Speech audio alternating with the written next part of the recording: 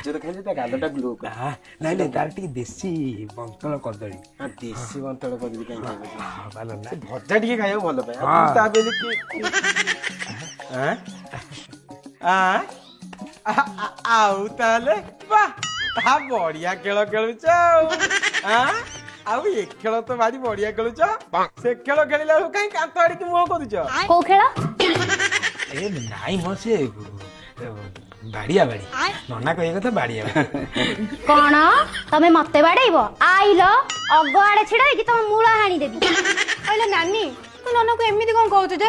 ଆଲୋ ଲିମ୍ବ ଗଛ ମୂଳ ଆଣିଲେ ସେ ପୁଣି ଉଠିବ, ଆକାଶିଆ ତା ମୂଳ ଆଣିଲେ ବି ସେ ପୁଣି ଉଠିବ, ସଜନା ଗଛ ମୂଳ ଆଣିଲେ ବି ସେ ପୁଣି ଉଠିବ, ଆମ୍ବଟା ବା ସ୍ୱାଭିମାନ ଗଛଟା ତାକୁ ଆଣିଲେ ସିଏ ଆଉ ନ ଉଠେ। ତୁ କଣ ଜାଣିଛୁ? ଏମାନେ ଏମିତି ଗେଲେଇ ଗେଲେଇ ଆମ ନାରୀ ଶକ୍ତିକୁ ଚାପି ଦେଇଛନ୍ତି। ଅନେଇଲ ଆମ ନାରୀ ମାନଙ୍କୁ ହାଲକାରେ ନବନି।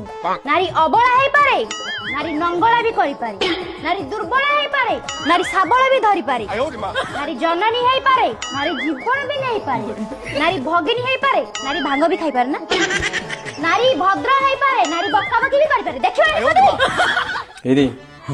କେତେ ସବୁ ଶୁଣିଲା ପରେ ତୋର ଇଚ୍ଛା ହଉଛି ବାଡିଆ ବାଡି ଖାଇବା ପାଇଁ? ନାଇଁ ନା ଆମର ସେଇ ନୁଚା ନୁଚି ଠିକ। ଏଇ ତମେ ଦି ଜଣ ସେଠି ଫୁସୁର ଫାସୁର କଣ ହଉଛ? ତମେ ମତେ ଚିନ୍ତା କରିଛ ସେଥିରୁ ମତେ କିଛି କହିବ?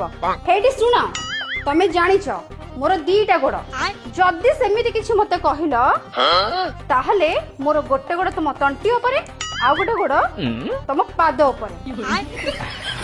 ଭଲ ହେଲା ଆଉ ମୋ ମୁଣ୍ଡଟା ତ ନନା ପେଟ ଉପରେ ବାଜେ କଥା କିଏ ଗୋଟେ ଛତୁରୀ କାଙ୍ଗ ଭଳିଆ କଥାବାର୍ତ୍ତା କରିବି।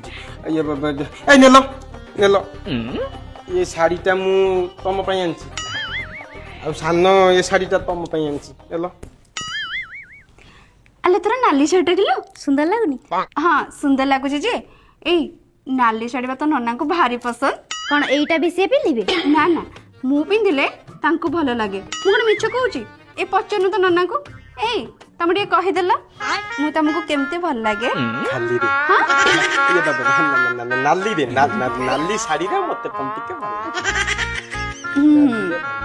ଏଇ ତୁ ଏଇଟା ରଖେ, ଏଇଟା ମୁଁ ନେଉଛି। ନାନୀ ତୋର ଯୋଉ ଏ ବାଳ କାମ ଗୁଡା ମତେ ଭଲ ଲାଗେ। ଆଲେ କୋଉ ବାଳ କିଲୋ? ଝୋଟ ନା ସଫା? ଷ୍ଟ୍ରେଟଲିଂ ବାଳ, ଦେଖିବାକୁ ନିର୍ମଳ ହେଲେ ଅଗହୁରା ଶାବଳ। ମୁଁ କାଲିଠାରୁ ଦେଖିଲିଣି ମୁଁ ଯାହା ଆଣିକି ଝିଅକୁ ଦଉଛି ତୁ ନେଇ ଯାଉଛୁ ତୋର ଦେଇ ଦଉଛୁ। ତମେ ସବୁ ଦିଆଳି ଆଉ ଆମେ ଟାଇଚିନ୍ ବିଆଳି। ଆଲେ ଶୁଣୁ, କଥାରେ ଅଛି ପରା ବଡ ଥିଲେ ବିଚାରି ସାନ ଥିଲେ ପଚାରି। ଯେହେତୁ ଆମେ ଘରର ବଡ ତ ସବୁ ଜିନିଷ ଆମେ ଟିକେ ଆଗେ ଆଉ ବାଛିକି ନବୁ। ତତେ କୋଉ ଭଲ ଲଙ୍ଗଳା କରି ଛିଡା କରିଦେଇଛୁ, ତୋର ତ ଗୋଟେ କୁ ମୋର ଗୋଟେ, ଅସୁବିଧା ରହିଲା କୋଉଠି ନା କଣ କହୁନ? ନାଇଁ ନାଇଁ ଠିକ କଥା। ସିଏ ଯଦି ବଡ ଥାଇକି ନେଇଗଲା ତମେ ଛୋଟଟା ହେଇକି ଯୁକ୍ତି କରିବାଟା କଣ ଠିକ ହଉଛି କି? ଆଉ ମୋ ସହିତ ବାଛିକି ମୋ ପାଇଁ ଆଣିଥିଲେ ସେ ନେଇଯିବାଟା ଠିକ। ଓ ଯେତେ ହେଲେ ଆମେ ବଡ ନା। ଏ ରଖମ ତମ ବଡ ବଡ ହେ ନନା, ତୁମେ ଖାଲି ବୟସରେ ବଡ ଆଉ ତ ତମର ସବୁ ସାନ ନା। ଆଉ କଣ କହୁଛ ଅଧିକାର ଅଧିକାର ଅଛି ନନା? ଯଦି ଅଧିକାର ଉପରକୁ କଥା ଆସିବ ତାହେଲେ ଘରେ ତୋର ଯେତିକି ମୋର ସେତିକି, ଖାଲି ଦାଣ୍ଡି ଗୋଟିଏ।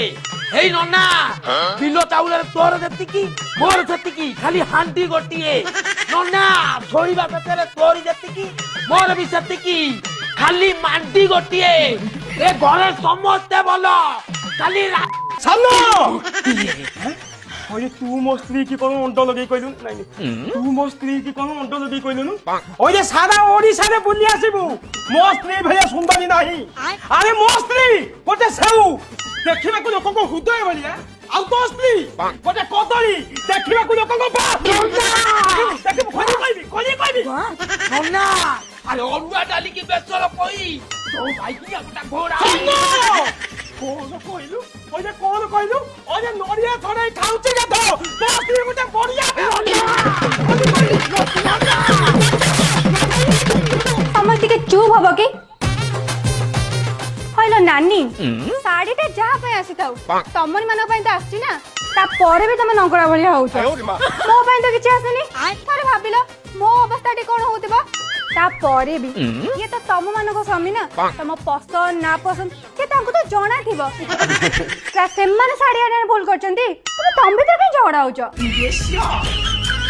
ଆଲୋ ହଁ ଲୋ ସେ ଯାହା କହୁଛି ସତ କହୁଛି ତାଙ୍କ ଭିତରେ ଝଗଡା ଲାଗୁଛନ୍ତି ଆମେ କାହିଁ ପିଠାଚର ଏମିତି ହବା କହିଲୁ ଆଗେ ଆଇଲୁ ତତେ ଖାଲିଟାରେ କେତେ କଥା କହିଦେଲି କିଛି ଖରାପ ଭାବିବୁନି ହଁ ଆମେ ବାଡିଆ ବାଡି ହଉଛି ମାଇକି ନେଇକି କମିଯିବନି ଏଇଠି ଶୁଣ କହିଦଉଛି ତମେ ଯେମିତି ଆମ ଦି ଜଣଙ୍କୁ ଆମ ପସନ୍ଦର ଜିନିଷ ଦେଇନ ସେମିତି ଆଜିଠୁ ଆମେ କିଛି ବି ଦବୁନି ଦବନି ଆଜିର ସବୁ ଅଲଗା ବାପା ବୋଉଙ୍କ ହାଣ୍ଡି ଅଲଗା ଭାତ ହାଣ୍ଡି ଅଲଗା ଶୋଇବା ମାଣ୍ଡି ବି ଅଲଗା ଆଉ ମୁଁ